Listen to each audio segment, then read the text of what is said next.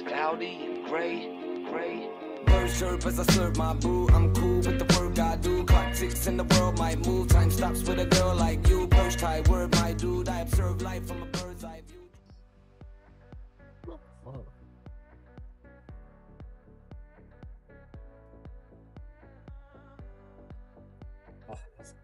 Jeg tager lige noget, ikke?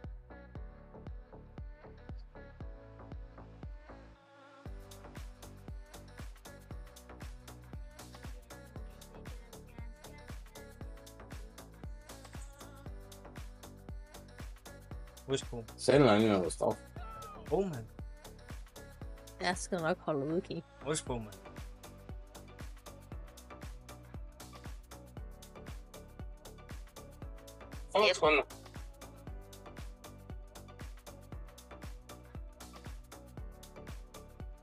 Jeg begynder så småt.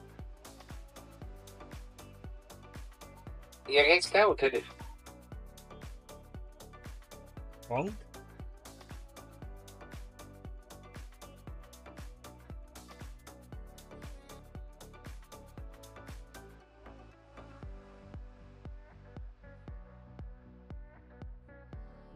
Yep, pop again. Hvem tager den? Det skal jeg nok gøre, hvis der kommer.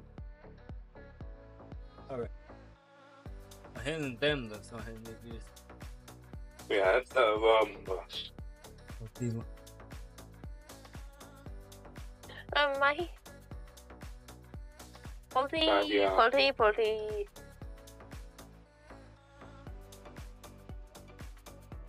De blokerer vi.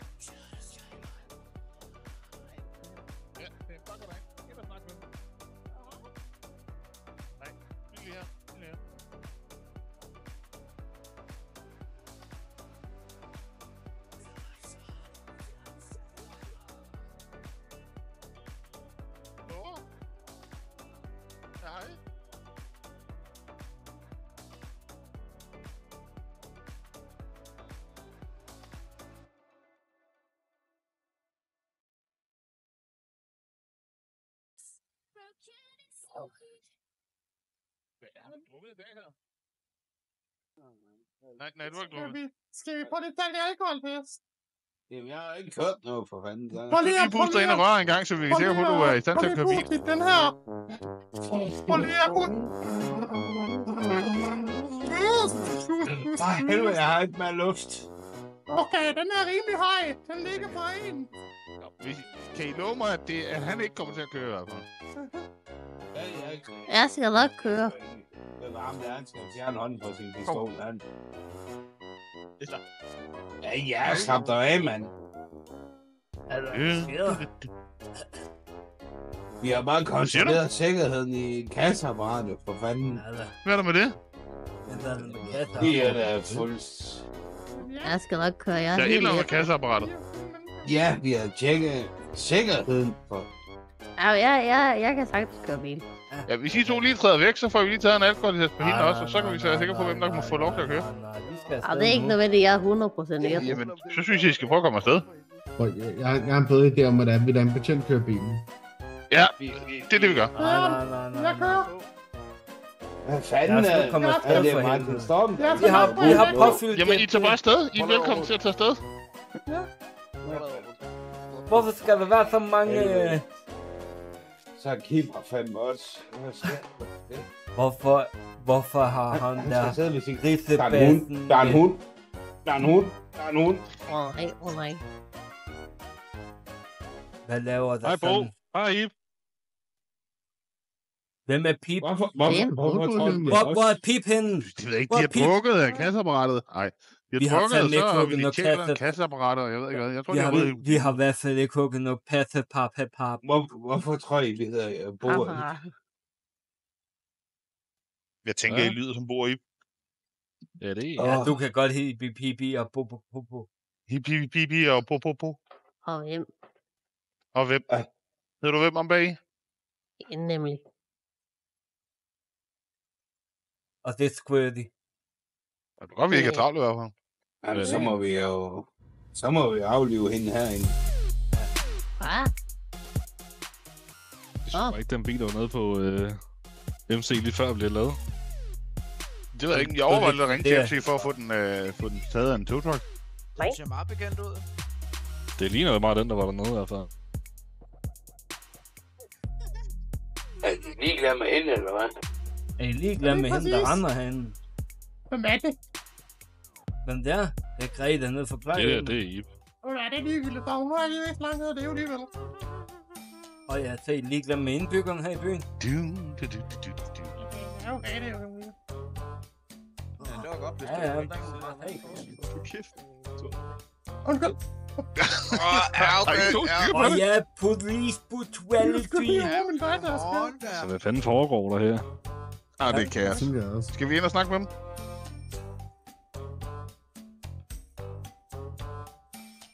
Bare træk stave alle sammen, så er vi klar. Okay. Okay, nu trækker de stav på os. Okay. Så kom. Sorry, dude, I was tripping. Shit. Nej, der løber! Op med de hænder! Yes, klokken er lidt 32, du sigter anholdt for butiksteori. Du er sigtet for police brutality.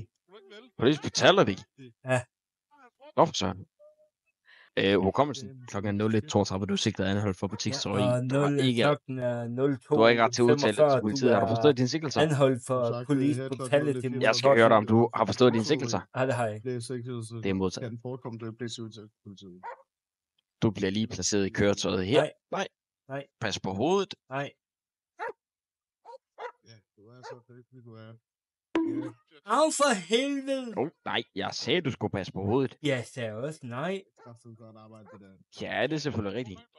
Hvis du har et godt argument, så skal jeg ved, at der sidder i bilen her. Min mor? Det er vel ikke mor? Jeg er pisse skuffet over dig. Hvordan kan du behandle en mørk mand på den måde? Soniki. Kom. Ej, hallo, hvad? Hvem har sat ind i...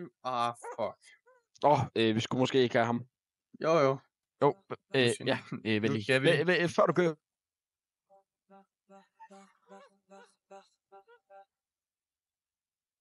Ja, så. Nej, du skal sgu sidde stille, kammerat. Så, ja. Klik. Så, ja. Klik. Så, ja, sådan. Så er vi good to go. Jamen, du kører bare så. Tænder jeg der, eller hvad? Jeg vil have brisser. Han halser. I skal ikke sidde og tænder derovre også. Jeg skulle mere din. sagt, jeg er din mor. Nej, du er sgu Det ikke er min mor. kraft som muligt. Hold da op. Der tror Jeg vi vidste ikke, lige, du der var er her noget for lidt. Jeg har sagt, jeg Jeg er skulle din ikke mor, lave noget så af dem. klap af. Yes. Nå, jeg skal selv på hotellet. Skal vi køre? Det er i hvert fald ikke dig, der bestemmer det. Det er helt sikkert. Joho. Er der rullet det vindue op, altså? Nej. Hvad Skal jeg ikke fanden, det begynde er at sgu rulle mine ikke. vinduer ned her? Det er unødvendigt. Der kommer bare gennemtræk, jeg bliver syg af det der. Så er der en undskyld. Super. Ja, det var Hvad gør vi så lige, Nej, hvad inden vi fanden? kører til Pillbox?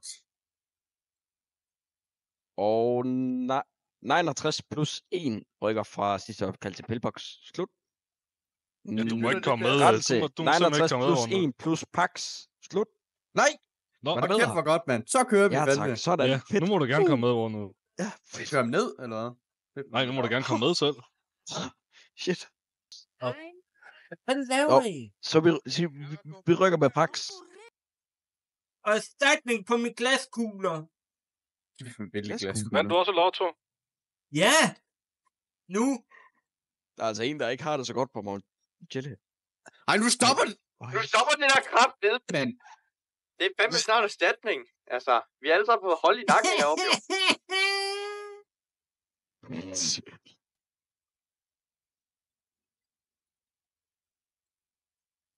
Hvad laver drengen? Det gad han ikke, det pis. Jeg gider da heller ikke det der pis.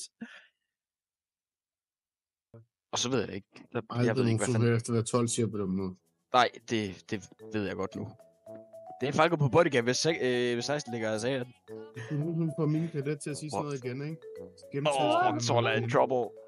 Ja, så vil du have Pax. Du ryger tilbage i bilen.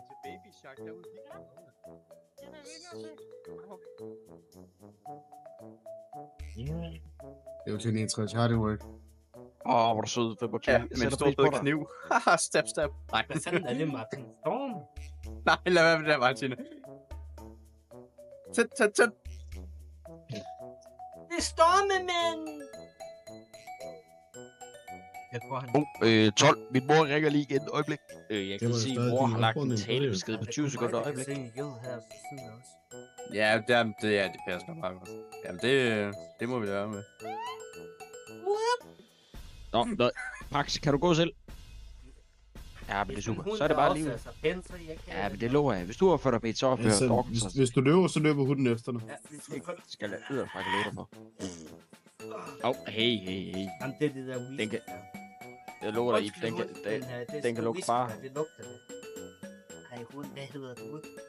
Hedder du Fluffy? Er der noget i? Eller hedder du Whisky? Kom her. Nej, jeg vil da lige have hunden ind. Nej, kan du komme her? Den hund kan fandme ikke løbe større op. Det er åbenbart. Nej, den kan fandme ikke. Nå, hvis du går ind til væggen. Nej, den væg. Det er fandme også en væg. Ja, men den væg der. Så Det er det, jeg siger, jeg arbejder på bushallen. Ja. Men jeg ved aldrig, hvor meget den kiosk, den har hjemme. Ej, ja, du får maks 12.000 konto. Nå, for søren. Okay. Ja. Du lige vender ryggen til. Ja. Vil du være i? Må jeg kælde for den hund der? Nej. Det er jeg ikke sikker på, den vil synes om. Hvorfor? Så giv mig lige et øjeblik.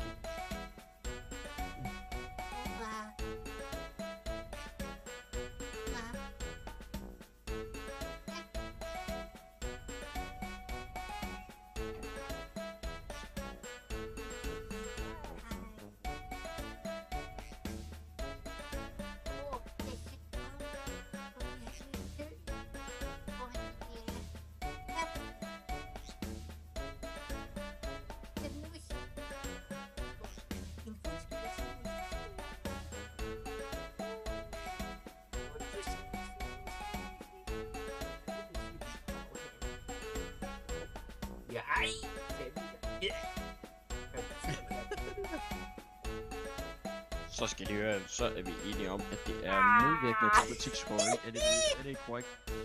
Tak.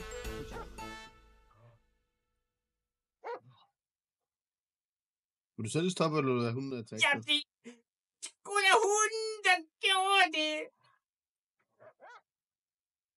Skyld den ingen sende. Okay. Hvad fanden foregår?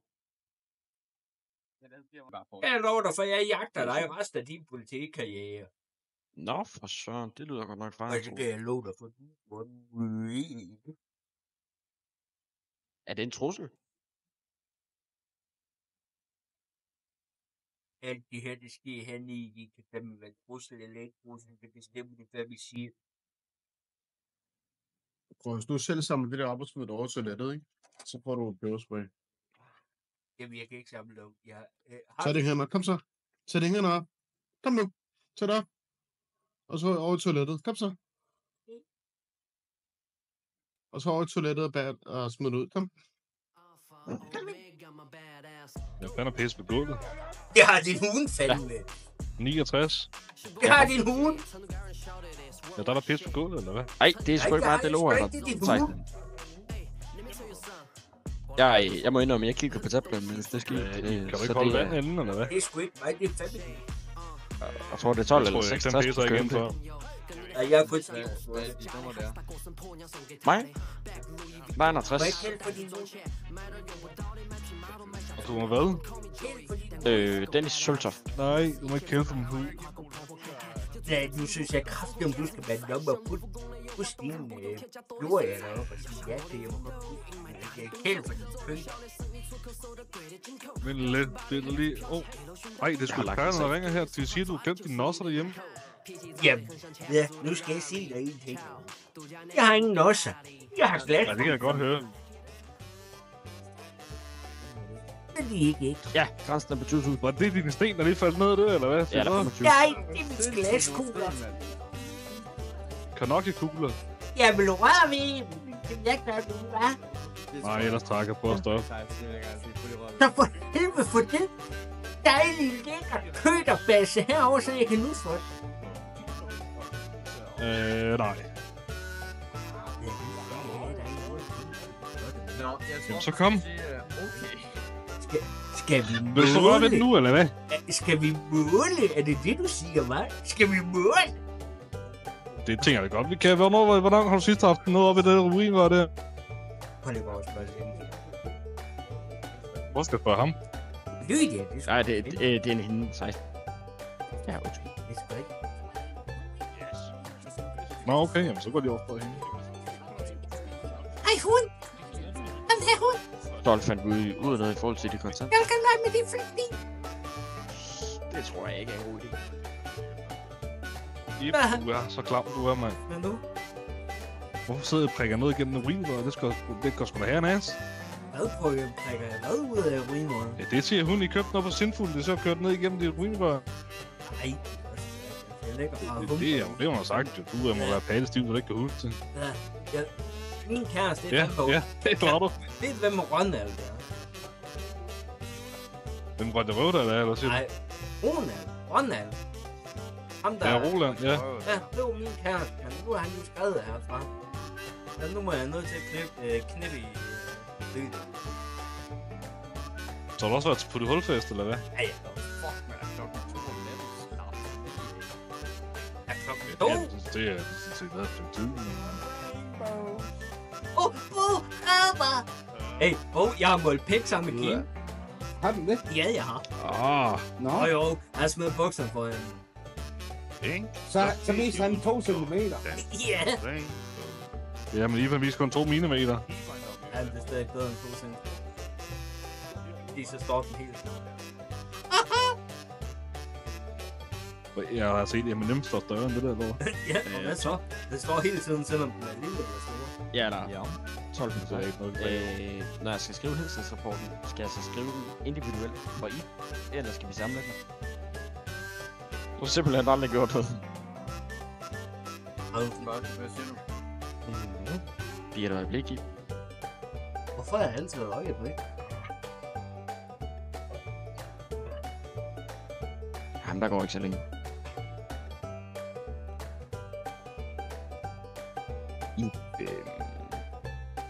De her rigssager, det er jo trods alt sket før.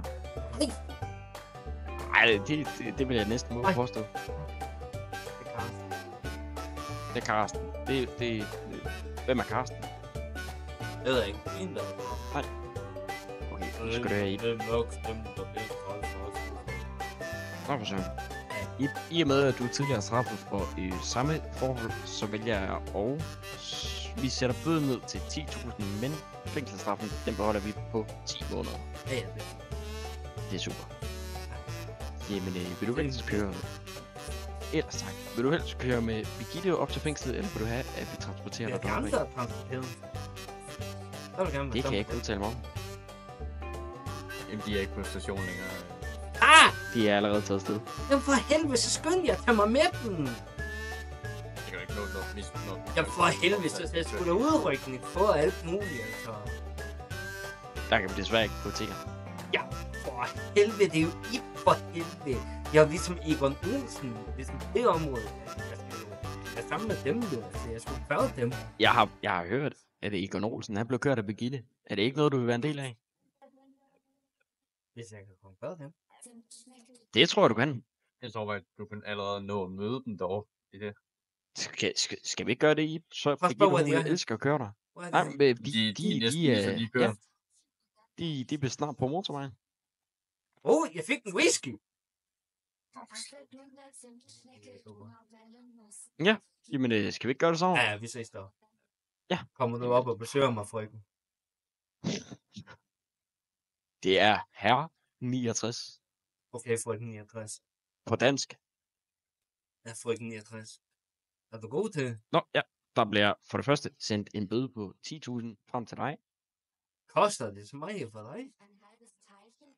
For dig. Ja, for dig. Det er jo mange timer. Hvad tænker du? Ja, 69. Jeg tror gerne, at 6 minutter, det er det, jeg mener. Ej, jeg skal fandme nok lade Jeg tror, han fangede den. Ej, jeg synes, det er synd. Så skal jeg høre det. Fik du din telefon der i lommen der? Eller hvad fanden er min radio? Den skal jeg også lige have med. Ja. Bare send mig afsted. Vi ses, Ip. Kan du have det godt? Vi ses. Og så håber jeg ikke, vi ses igen på de her præmisser. Det er jeg. I lige måde. Hej.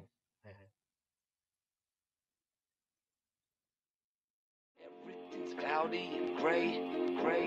Bird chirp as I serve my boo. I'm cool with the work I do. Clock ticks and the world might move. Time stops with a girl like you. Birch tie, word my dude. I observe life from a